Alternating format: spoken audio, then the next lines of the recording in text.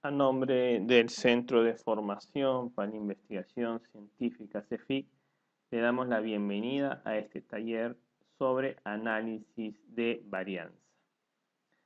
Ante todo, quería pedir disculpas a la amable audiencia porque este taller no se podrá realizar en vivo, dado a que un día antes tuve que asumir un compromiso en la tarde-noche de este viernes, por lo que tuve que grabar el taller, por lo que les pediría a todos los asistentes que sus dudas lo puedan plasmar en las preguntas a través del Facebook. Entre el sábado y el domingo estaré respondiendo a todas sus preguntas. Bien, entonces vamos a dar inicio a este taller sobre análisis de varianza. Me presento, soy Orlando Advíncula Ceballos, biólogo de la Universidad Nacional Agraria de La Molina, magíster en ecosistemas y recursos acuáticos, y en el tiempo me he ido especializando en lo que viene a ser análisis estadístico aplicado a la biodiversidad. He tomado un diplomado en bioestadística organizado por el CAT-IBP y he tomado también cursos de modelación avanzada en estadística en Costa Rica, en el CAT. Bien, tengo publicaciones también científicas en Scopus y Web of Science, amplia experiencia asesorando tesistas a nivel de pregrado y posgrado. Cuando hablamos de los tipos de estudio, tenemos los observacionales o los experimentales. Quiero remarcar que es muy importante tener en cuenta este esquema cuando se planteen cualquier investigación. Lo que deben tener es una amplia base de datos bibliográfica para que de todas las variables ustedes seleccionen aquellas que van a responder a su pregunta de investigación. Luego tener una estrategia de recogida de datos y escoger un tipo de análisis. Todo esto antes de la toma de muestra o el experimento, para posteriormente hacer el análisis de datos. Lamentablemente, casi siempre se toman los datos y luego se elige el tipo de análisis. Hacer este proceso le puede llevar serios problemas. Mucho antes de hacer la toma de datos ya debería tener bien claro qué tipo de estadística va a aplicar. Esta historia empieza con el gran Ronald Fisher, quien dio las bases estadísticas sobre la inferencia y análisis de la varianza. También hizo investigación en genética, en evolución, pero desarrolló el análisis de la varianza aplicado al área de la agronomía. De él prácticamente se basa la gran mayoría de diseño de experimentos, que justamente trabajó para poder analizar problemas en la parte agronómica. Bien, entonces vamos a ver el diseño con único factor, una sola vía, donde la variable respuesta estará en función a la media, los tratamientos y el error. En todo experimento siempre se produce un error, así que eso no hay que tener gran problema, pero sí hay que ver que sea reducido para poder hacer un buen trabajo de experimento. Hay que tratar de reducir el error al máximo posible. Consideraciones del análisis de varianza es que las unidades experimentales deben ser homogéneas. La determinación de las unidades homogéneas va a depender del tipo de trabajo.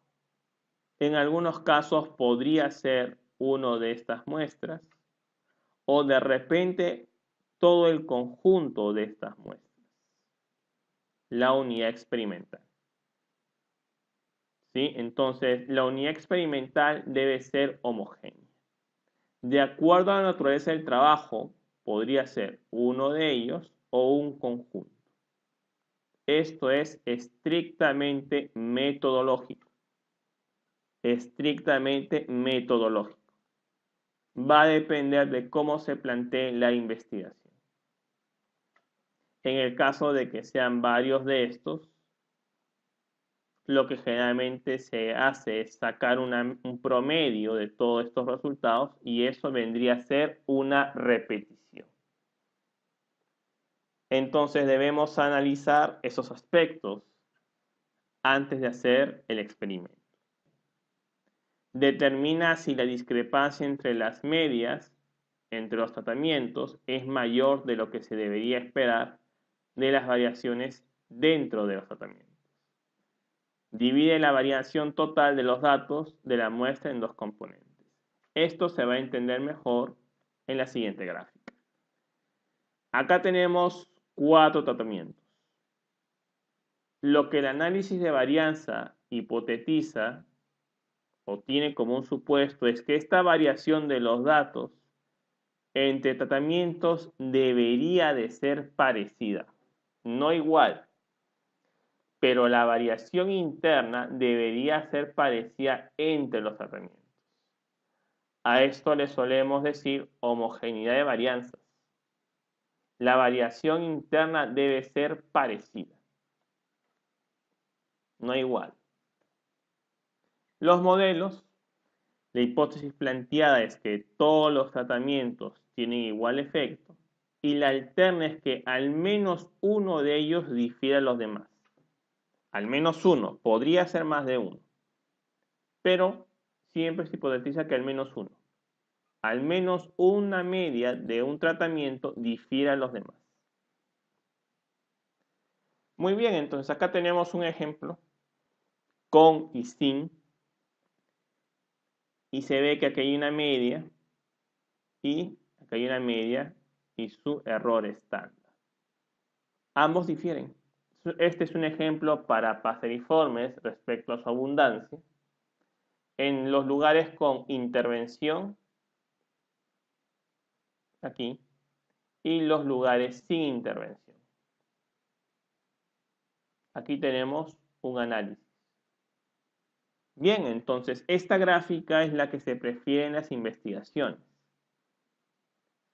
Nos permite ver mejor la diferencia entre los niveles de un factor. El tamaño y el efecto, que incluye su intervalo de confianza, es preferido sobre la prueba de hipótesis estadística. Si bien es cierto, habíamos dicho que la hipótesis estadística era la hipótesis planteada, todos los tratamientos tienen un efecto igual y la alterna es que al menos uno difiere. Cuando uno analiza esto con el análisis de varianza, analiza el valor del p-valor, ¿no? Que siempre se ve de esa forma. Si el p-valor es menor al 5%, se rechaza la hipótesis planteada. ¿Cuál es la hipótesis planteada? Que todos los tratamientos tienen el mismo efecto. Al rechazar la hipótesis planteada, podrías decir que al menos un tratamiento difiere de los demás. Pues bien, eso se ve con el p-value, pero es preferible analizar la gráfica de los efectos. Aquí va a dar mucha más información. Porque si bien es cierto, hay diferencia, el investigador debe valorar si esa diferencia tiene alguna relevancia. ¿Es relevante o no esta diferencia? De ser relevante, lo debe de explicar por qué. La herramienta estadística nos ayuda a analizar, pero la interpretación es mucho más importante. Aquí hay un autor muy famoso que es Douglas Johnson y el paper es La insignificancia de los test de significancia estadística. Muy recomendable, pues rompe esos mitos en el cual dan mucho valor al p-value. Prácticamente lo toman como el centro del análisis, cuando en verdad es mucho más importante analizar el gráfico de los efectos. Lo van a encontrar en internet Es un artículo que está libre. Aquí he colocado la dirección en la cual lo pueden bajar. Así que léanlo y hay que ir cambiando un poco la forma de ver la estadística. Ahora la estadística ha entrado en una nueva etapa, que es los modelos de máxima verosimilitud, ¿sí? Y ya el análisis se va haciendo más complejo. Vamos usando herramientas nuevas, ¿no? Como por ejemplo el criterio de información de Akaike, ¿no? Basado en la distancia de Kullback-Lever. No es una prueba de significancia, no usa valores de p-value y provee una base fundamental para evaluar la solidez de la evidencia en los datos para un determinado modelo. El criterio de información de Akaike se está usando mucho en la investigación para justamente poder evaluar modelos y entre ellos decidir qué modelo se acerca a la verdad. Es el mejor modelo. No usa valores de p-value ni es una prueba de significancia estadística. Es muy interesante. Es muy posible que el próximo año pueda dictar yo un curso con este tipo de modelos a nivel de maestría. Si se concreta, les voy a avisar, pues es un curso que yo he llevado en Costa Rica, donde hemos visto justamente modelación estadística avanzada, ¿no? Bien, para una frase que nos lleva a la reflexión es la de Ronald Fisher, ¿no? Y voy a tratar de interpretar, ¿no? Consultar a un estadístico después de un experimento que ha finalizado es como preguntarle por la conducta post-mortem, ¿no? O sea, un examen post-mortem. Él tal vez te pueda decir en qué el experimento falló. Interesante frase. Lamentablemente, la estadística siempre se deja al final y es un error muy común. La manera de analizar los datos debe ser considerada antes de hacer la toma de datos o el análisis de campo. Yo recomiendo fuertemente eso. Asesórese con alguien que conozca el tema antes de hacer la experiencia. Ya me ha tocado en varias oportunidades casos en los cuales lamentablemente el trabajo estaba mal planteado. El trabajo estaba mal planteado, habían pseudo réplicas, no había aleatorización, no se tomó en cuenta varias cosas y los resultados eran engañosos. Entonces tengan mucho cuidado en este aspecto. Los invitamos al Facebook de la institución para que vean el cronograma de los cursos. Se están haciendo talleres presenciales, donde vamos un poco a explorar software como R, por ejemplo. Voy a hacer una pequeña aplicación de análisis de varianza. Bien, vamos a ver aquí la descripción de este problema, ¿no? Los datos corresponden a un experimento en los cuales se compararon 4 cultivares de maíz bajo un diseño completo aleatorizado con 10 repeticiones, ¿no? Cultivar es el híbrido utilizado y rent es el rendimiento. Bien, entonces esta columna es la variable respuesta. La variable respuesta y esta columna contiene a los cultivares, que son 4 cultivares. Muy bien, entonces tenemos que analizar los datos y ver qué nos dice si es que hay o no diferencias. Damos una exploración a los datos. Son 40 registros. 10 van a pertenecer al cultivar 4, 10 al cultivar 3.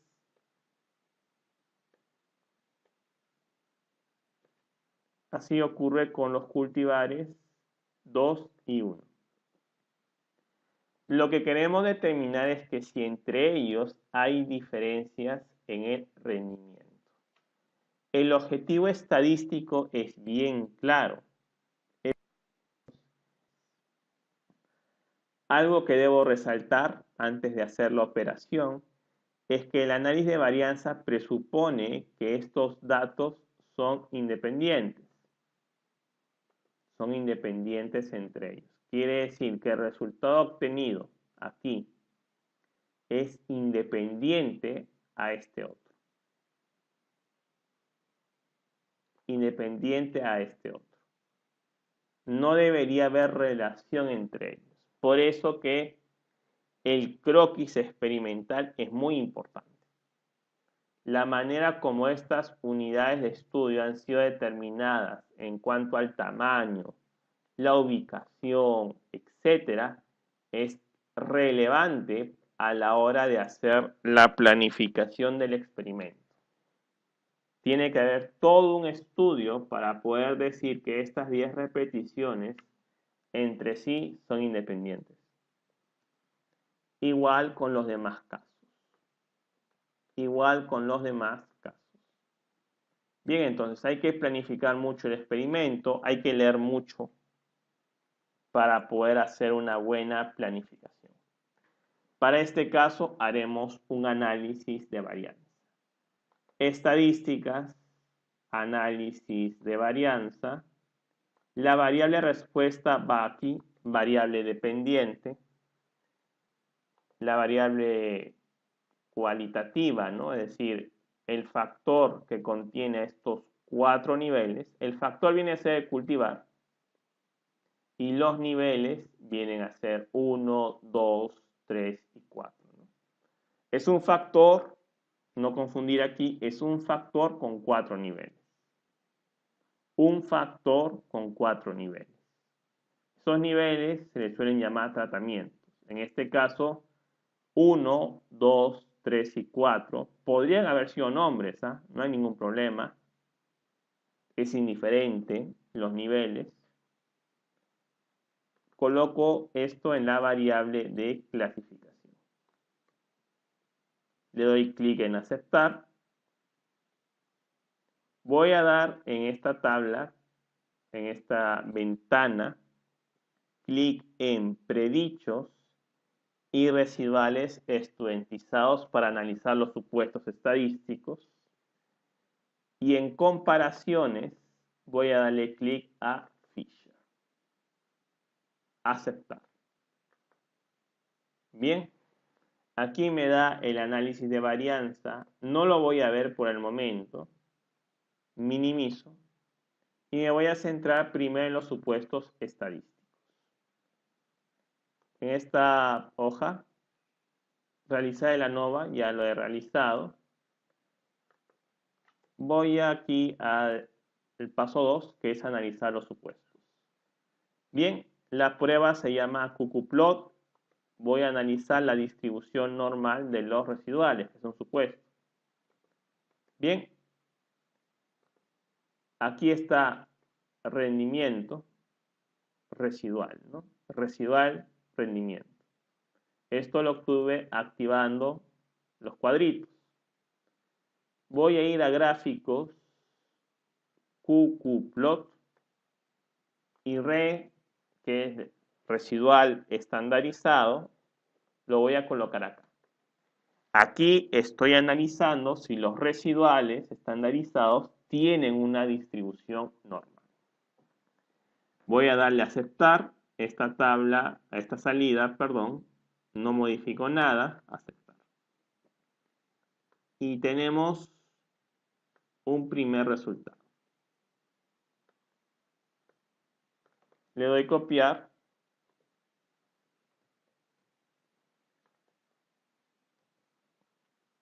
Y aquí tenemos nuestro primer resultado. Voy a hacer aquí un pequeño truco para borrar esto del fondo. Bien, entonces la hipótesis planteada aquí viene a ser que los errores del modelo tienen una distribución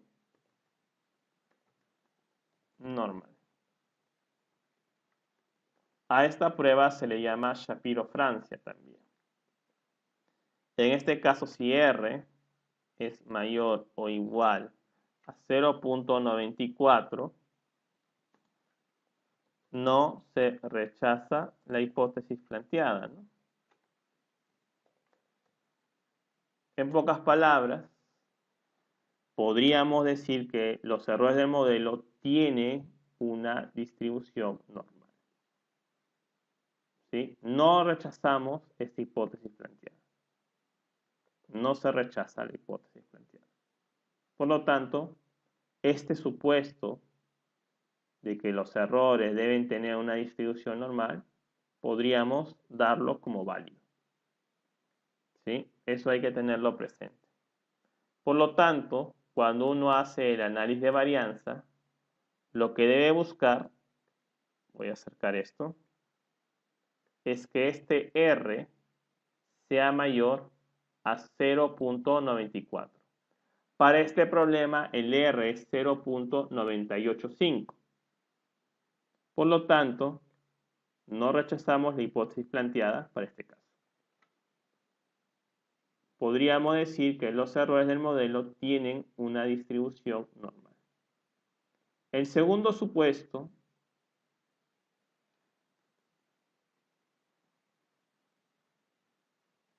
viene a ser la homogeneidad de varianzas que tenemos que analizar si hay o no en el modelo. Para este supuesto, haremos lo siguiente. En gráficos de dispersión, los residuales están aquí y los predichos en el eje X. Vamos a darle clic en aceptar. Bien. Voy aquí a agrandar un poco.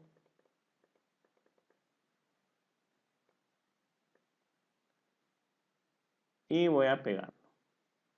Aquí hay una opción que te dice copiar.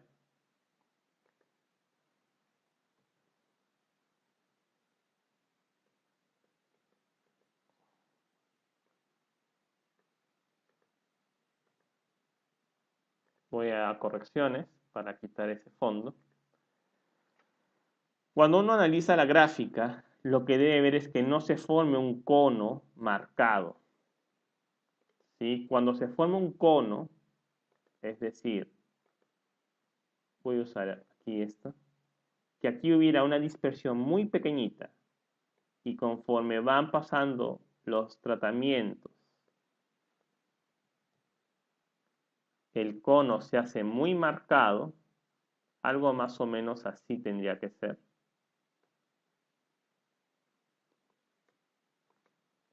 Se dice que hay heterogeneidad de las varianzas.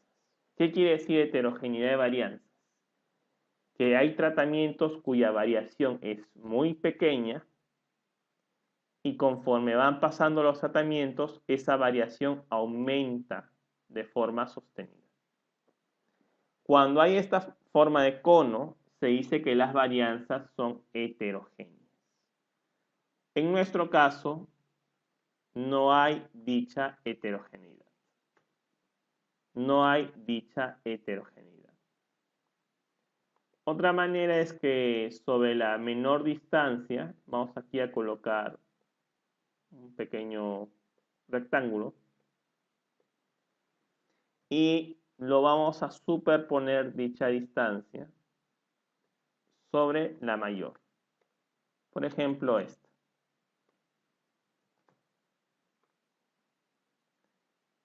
Si esta distancia de del tratamiento con menor variabilidad fuera contenida más de 3 veces en la mayor, sería heterogénea. En este caso llega a 2 y algo más. 2 y algo más. No es más de 3. No es más de 3. Bien, entonces hay homogeneidad de varianzas.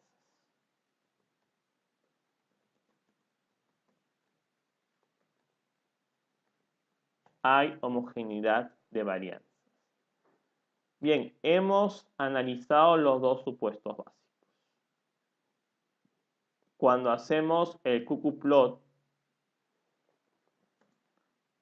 a los residuales estudiantizados de la variable respuesta,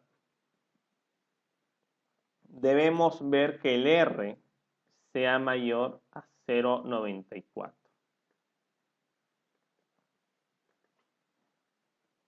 Y en la gráfica de residuales estudiantizados versus predichos, no debería formarse un cono. No debería de formarse un cono. Ahora, sé que también hay pruebas que usan el p-value, por ejemplo, Levene o Bartlett, pero esas pruebas no son informativas. Si hubiera habido heterogeneidad, dichos p-values hubieran sido menor al 5%, pero dichas pruebas no te dicen qué valores causan dicha heterogeneidad. En cambio, un gráfico sí.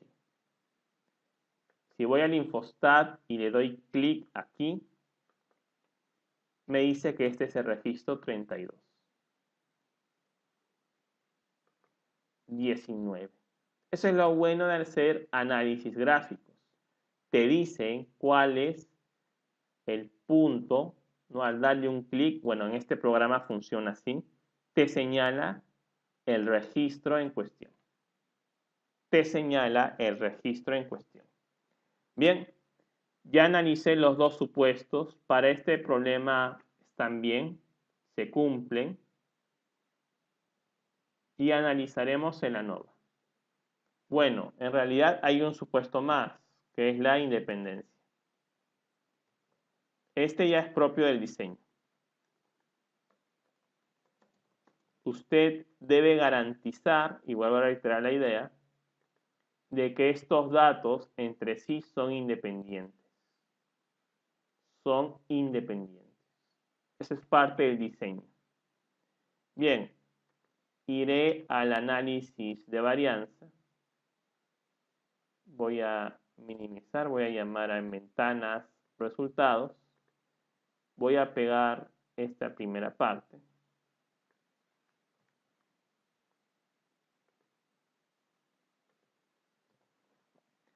Bien, entonces aquí tenemos el cultivar, que es lo que deseamos analizar. El F es mayor a 3. Cada vez que el F sea mayor a 3, hay diferencias en al menos un tratamiento.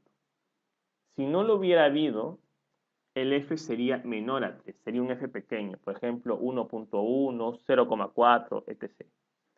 Pero si el F es mayor a 3, por lo menos uno de ellos difiere. El p-valor es menor a 5%, por lo tanto se rechaza la hipótesis planteada, ¿no? Si recuerdan, la hipótesis planteada es los tratamientos tienen el mismo efecto. La hipótesis alterna es que al menos un tratamiento difiere a los demás. Al menos uno.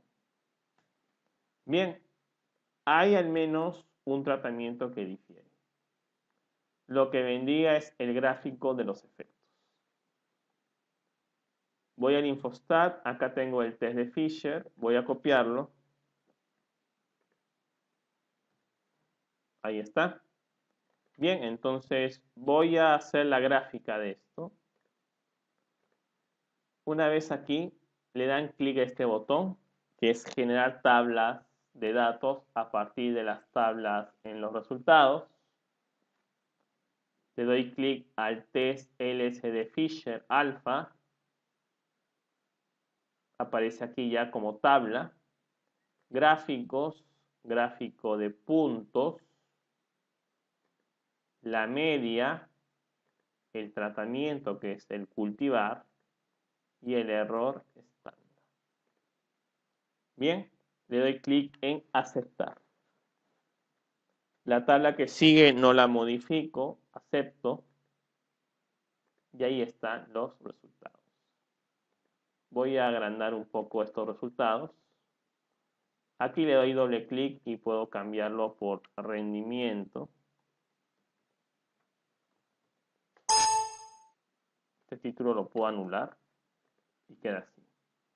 Lo copio al programa.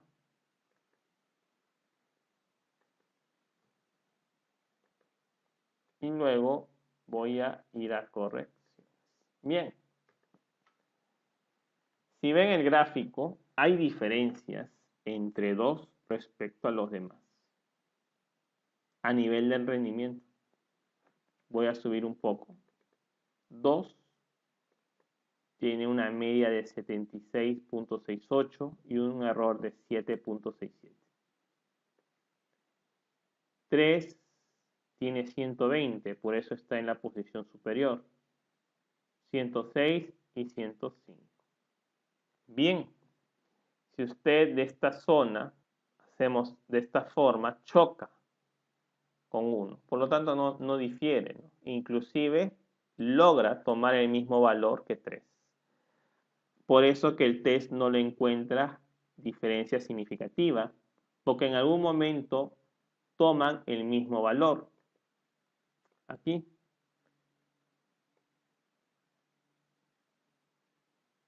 Ahí está. En algún momento toman el mismo valor. Por eso que no los haya diferentes de forma significativa, ¿no? Por ejemplo, 120 menos 7 da 113 y algo, ¿no? 112.3 más o menos. Y si yo sumo a esa cantidad llega a 113. ¿No? Por eso que aquí se ve que en algún momento toman el mismo valor. Si en algún momento toman el mismo valor, lo mismo ocurre con el tratamiento 1. En el tratamiento 1 también en algún momento toman el mismo valor. En algún momento. Bien, entonces la pregunta sería, ¿cuál es el mejor cultivar? Bueno, lo que nos dice este gráfico es que no hay diferencia entre 4, 1 y 3. Sin embargo, el mayor rendimiento se logra con el cultivar 3, el mayor. Bien, a nivel real, cuando se quiere tomar una decisión, se toma en cuenta muchos criterios. Entre ellos, por ejemplo, rentabilidad, costos, el esfuerzo de aplicar un cultivar, etc. ¿no?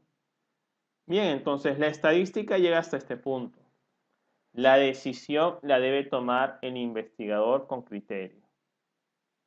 ¿Sí? La estadística les va a mostrar esto, pero decidir qué cultivar conviene más ya es decisión del investigador.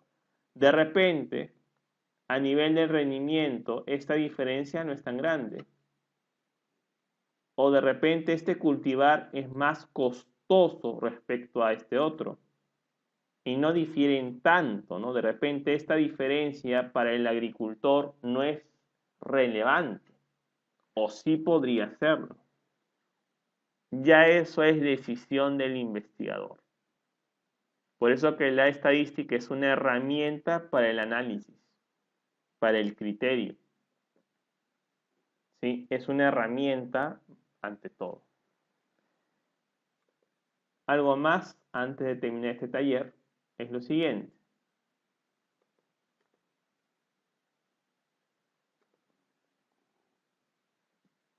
Cuando hagan su construcción de la tabla de datos en el programa Infostat, no cometan el error, por ejemplo, voy a añadir una columna de colocar T1, R1 y de repente colocan T1, R2, T1, R3. Las repeticiones, si desean, las colocan como una columna aparte. Pero para el programa tienen que estar de esta forma. T1, T1, T1, T1, T1, T1, así hasta 10. ¿Sí? Así tiene que estar. Esta es una forma errada. Por lo tanto, en una columna colocan todos sus tratamientos y a su costado la variable respuesta obtenida en el experimento o en el muestreo. Bien, si tuvieran dudas, preguntas, por favor la dejan escritas. Yo la voy a contestar en el transcurso del día sábado y domingo. Eso ha sido todo. Por favor, estén atentos a los talleres y cursos que vamos a realizar. Tenemos cursos también virtuales, entre los que están planteamiento de muestreo y diseño de experimentos, introducción a la modelación estadística, análisis multivariado y un módulo completo de R, ¿no? Próximamente también estaremos sacando nuevos cursos sobre modelos lineales generalizados, modelos de análisis multivariado avanzados también. Así que estén atentos. Si tienen preguntas, por favor, la dejan para yo poder responder posteriormente. Eso ha sido todo por este taller. Muchas gracias.